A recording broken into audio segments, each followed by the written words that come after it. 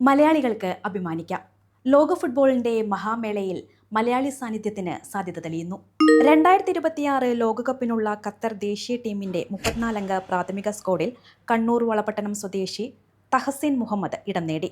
അക്രം അഫീഫും ഹസൻ അൽ ഹൈദോസും അൽ മൊയ്സ് അലി തുടങ്ങിയ ദേശീയ താരങ്ങൾ ഉൾപ്പെട്ട ടീമിലാണ് മലയാളി താരം ഉൾപ്പെട്ടിരിക്കുന്നത്. ഖത്തർ ഫുട്ബോളിലൂടെ വളർന്നുവന്ന തഹസീൻ 2021 മുതൽ അണ്ടർ-16 ദേശീയ ടീമിൽ ശ്രദ്ധേയനായി. തുടർന്ന് അണ്ടർ-17, അണ്ടർ-19 ടീമുകളിലും സ്ഥിര സാന്നിധ്യമായ താരം പിന്നീട് ഖത്തർ സ്റ്റാർസ് ലീഗ് ക്ലബ്ബായ അൽ ദുഹൈലിന്റെ സീനിയർ ടീമിലേക്കും എത്തി. 2024 മാർച്ചിലാണ് ക്ലബിന്റെ സീനിയർ ടീമിനായി അരങ്ങേറ്റം കുറിച്ചത്.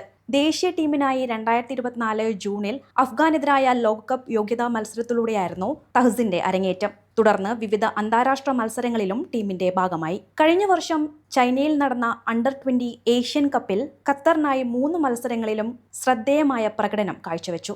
ക്ലബ് തലത്തിലും ദേശീയ ടീമിലും ലഭിച്ച അവസരങ്ങൾ അദ്ദേഹത്തിന്റെ വളർച്ചയ്ക്ക് കരുത്തായി. അന്തിമ ലോകകപ്പ് സ്ക്വാഡിൽ ഇടം നേടാൻ കഴിഞ്ഞാൽ ലോകകപ്പ് ഫുട്ബോൾ കളിക്കുന്ന മലയാളി താരമെന്ന ചരിത്ര നേട്ടം തഹസിൻ മുഹമ്മദിനെ തേടിയെത്തും.